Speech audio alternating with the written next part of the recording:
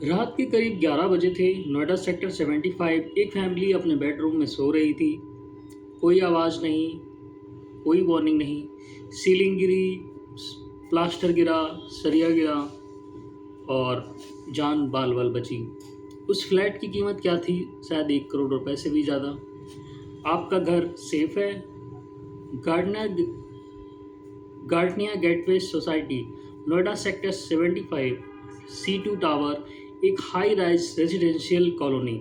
जुलाई 16 को एक फ्लैट के बेडरूम में अचानक छत कोलैप्स हो गई। प्लास्टर सरिया सब नीचे। अच्छा, लकीली कोई घायल नहीं हुआ, सबका लक था। लेकिन वहीं पर थोड़ी देर पहले बच्चे थे।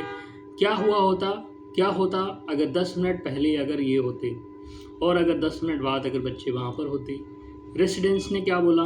Noida is turning into A Zombieland, be very careful while investing your hardcore money, don't mindlessly invest in your early death. ये किसी फ्रस्ट्रेटेड आदमी का ट्वीट नहीं है, यह उस इंसान का ट्वीट है जिसने जो एक सोसाइटी में, वेल एजुकेटेड सोसाइटी में रहता है, अच्छी हाई राइज पेइंग सोसाइटी में रहता है, जहां उसने अपना मेहनत का पैसा लगाया है और अब डरा हुआ है। और अथॉरिटीज़ और ऑफिशियल कोई रिस्पांस नहीं, अभी तक कुछ नहीं। इस करप्ट सिस्टम की वजह से एक आम जनता को सफ़र करना पड़ रहा है। अब सुनो, ये पहली बार नहीं है, यह फर्स्ट टाइम नहीं है। इसमें 2020 में इसी गेटवे सोसाइटी के बेसमेंट कोलैप्स हुआ था। तब क्या हुआ? रेसिडेंट्स ने FIR फाइल की। तब कहा गया कि सब स्टैंडर्ड मटेरियल यूज़ हुआ है। एलिजिबली बिल्डर ने इलीगल स्विमिंग पूल बनाया था बेसमेंट के ऊपर। इलीगल स्विमिंग पूल, बेसमेंट के ऊपर, सब स्टैंडर्ड मटेरियल, और अब 2026 में सीलिंग का गिरना। कोई सरप्राइज़ है? शायद नहीं। 2019 में बिल्डर 78 करोड़ का लोन नहीं चुका पाए। यूनियन बैंक ऑफ इंडिया ने नोटिस भेजा। 200 फैमिली को अगस्त 20 तक घर खाली करना होगा। 200 फैमिली जिन्होंने 50 लाख या 50 लाख से 1 करोड़ रुपए लगाए थे, अपनी ज़िंदगी की सेविंग लगा दी, अपना सपना, अब इवेक्शन नोटिस। बिल्डर का लोन, उसकी गलती, उसने नहीं भरा, और घर कौन खाली करेगा? एक आम आदमी। क्या ये सही है? क्या ये फेयर है? आइए सीधी बात करते हैं। बिल्डर को क्या ये पता नहीं था कि सब स्टैंडर्ड मटेरियल से छत गिरती है? बिल्डर को ये नहीं पता था कि 6-7 साल में इस मटेरियल का यूज़ करेंगे तो सरिया बाहर आ जाएगा? बिल्डर को क्या पता नहीं था कि 78 करोड़ का लोन नहीं चुकाएंगे तो रेसिडेंट्स को एविक्ट करना होगा? सब पता था, लेकिन किसी की जवाबदेही नहीं। सिस्टम चुप है, ऑफिशियल चुप हैं, जिन सरकारी लोगों को ये सब चीज़ें देखनी चाहिए थी वो सब चुप हैं। लेकिन सब ने पैसा बना लिया, आपकी EMI जाती रही, बिल्डर का अकाउंट भरता रहा, सबका अकाउंट भरता रहा, लोन लिया गया, प्रॉपर्टी मॉर्टेज हुई और कंस्ट्रक्शन में कंप्रोमाइज़ हुई, और जब सारा कुछ हो गया अब बिल्डर गायब। सावेरी विलेज में 2018 में क्या हुआ? बिल्डर ने बिल्डिंग बनाई, बिल्डिंग टिल्ट हो गई, फैमिलीज बाहर, बिल्डर गायब। सुपरटेक का क्या हुआ? सुप्रीम कोर्ट ने डेमोलिश कराई और बायर का पैसा, बिल्डर गायब। आम्रपाली का क्या हुआ? CBI इन्वेस्टिगेशन, लेकिन बायर का पैसा। GP का क्या हुआ? इंसॉल्वेंसी, लेकिन बायर का पैसा। हर बार बिल्डर कहाँ जाता है पता नहीं, लेकिन पैसा बायर का ही जाता है।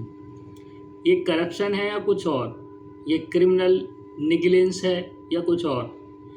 जब कोई जानबूझकर सब स्टैंडर्ड मटेरियल यूज़ करे और लोग मरते मरते बच जाएं या कई बार मर भी जाते हैं, तो उसे क्या कहते हैं? रुको, मैं आपसे एक पर्सनल बात पूछना चाहूँगा। ये सीलिंग की बात नहीं है, यह उस सपने की भी बात है जो आपने 10 साल में जोड़ा। जब आपने EMI स्टार्ट की 2-3 साल पहले, वेकेशन कैंसिल किया होगा, कई बार आपने टैनिंग आउट बंद किया होगा, बच्चों की एक्स्ट्रा क्लासेस शायद रुकी हों, माँ बाप को पैसे कम भेजना शुरू किया होगा, सब उस फ्लैट के लिए, अपने घर के लिए। जब वो छत गिरती है तो सिर्फ प्लास्टर नहीं गिरता, वो 10 साल भी गिरते हैं, वो ईएमआई भी गिरती है, वो रातें भी गिरती हैं। जब आपने कैलकुलेटर खोला था और पहली बार सोचा था कि हाँ ये पॉसिबल है, वो भरोसा भी टूट जाता है। बिल्डर ने सब स्टैंडर्ड मटेरियल में सब मिक्स कर दिया, लेकिन आपने कभी हार नहीं मानी। इंडिया में रेरा है, रियल इस्टेट रेगुलेटरी अथॉरिटी, 2016 में बना। बिल्डर के लिए रूल्स है। रूल नंबर 1 क्या कहता है कि स्ट्रक्चरल डिफेक्ट की लायबिलिटी 5 साल तक बिल्डर की है। गार्डने गेटवे में 5 साल से ज़्यादा हो गए हाँ तो रेरा कंप्लेन फाइल करो। रूल नंबर 2 क्या है, कंस्ट्रक्शन क्वालिटी की गारंटी बिल्डर की है। सब स्टैंडर्ड मटेरियल यूज़ हुआ, कंप्लेन करो।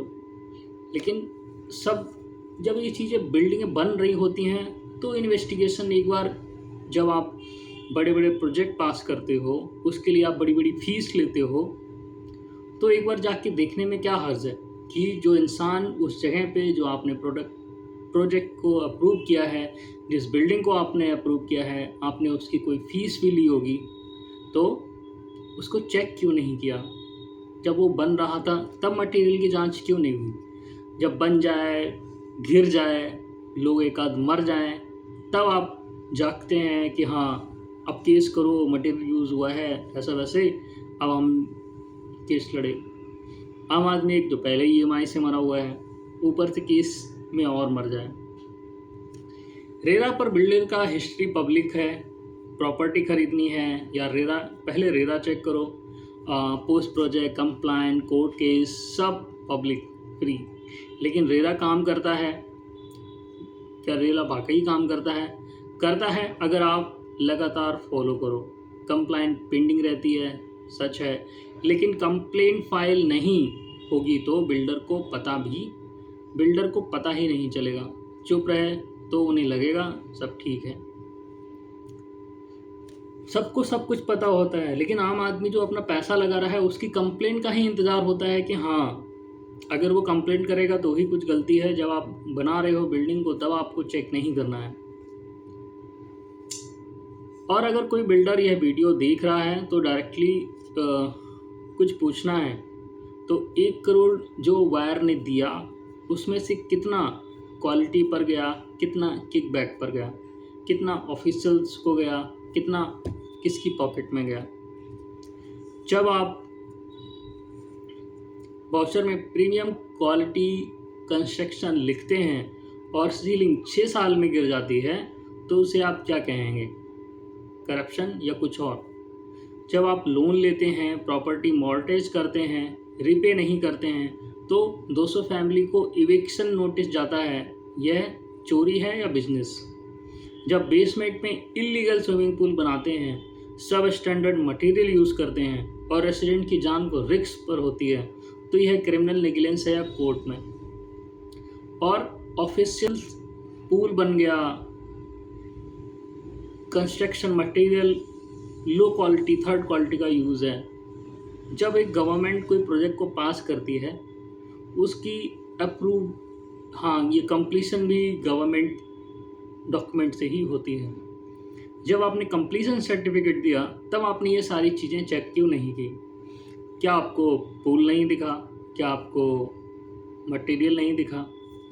ये क्वेश्चन मैंने नहीं पूछे, ये उस फैमिली ने पूछे जो रात को 11 बजे बेडरूम में थी और छत गिर गई। एक आखिरी बात, जब आप अपना फ्लैट खरीदते थे बिल्डर ने 100 फ्लैट दिखाया, ग्लॉसी प्रीमियम दिया, प्रीमियम क्वालिटी बोला, वर्ल्ड क्लास कंस्ट्रक्शन बोला, बेस्ट इन क्लास बोला और आपने बिलीव किया।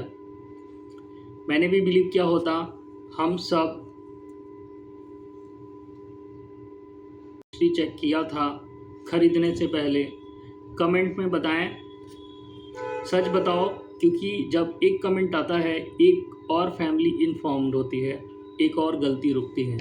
शेयर करो ये वीडियो, हर इंसान को एनसीआर में जो फ्लैट ढूंढ रहा है सब्सक्राइब करो। क्योंकि अगली बार जब छत गिरे आपको पहले पता होना चाहिए कि उसमें मटेरियल कैसा है। जय हिंद दोस्तों, सब्सक्राइब करें फैक्ट आजकल। जय हिंद दोस्तों।